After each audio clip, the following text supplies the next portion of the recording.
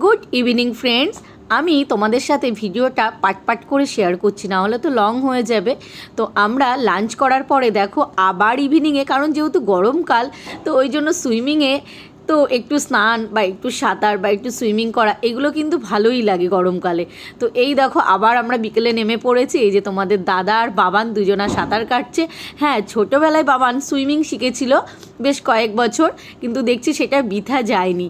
ও কিন্তু বেশ সাঁতার কাটতে পারছে এই জলেও। তো এটাই বেশ খুব ভালো লাগলো, বাবান কিছুটা হলেও সাঁতার জানে। আর এখানে দেখো আমরা সাঁতার কেটে এসে সুইমিং থেকে এসে আমরা একটু ফ্রেশ হয়ে এই যে রেডি হয়ে গেছি, সন্ধেবেলায় আমরা একটু বেরোবো। তো এটা ছিল ফার্স্ট ডে আমাদের। আমরা দেখো এখন রেডি হয়ে গেছি বেরোবো। আর এই দেখো সারা বেবি, আমরা একটু সি বিচের দিকেই যাব ঘুরতে। আর এখানে দেখো এই যে গপু সোনার জন্য একটু রাতের ডিনারে গপুর মিষ্টি নিয়ে নেবো। আর এখান থেকে একটু বার্গার নিচ্ছিলাম। তারপরেই দেখো আমরা একটু ঘুরে চলে এসেছি হোটেলে।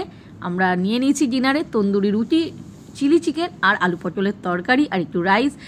খাবারগুলো কিন্তু অসাধারণ ছিল। তো চলো আমরা খেয়ে নিই। ব্লগটা এখানে এন্ড করছি। টাটা।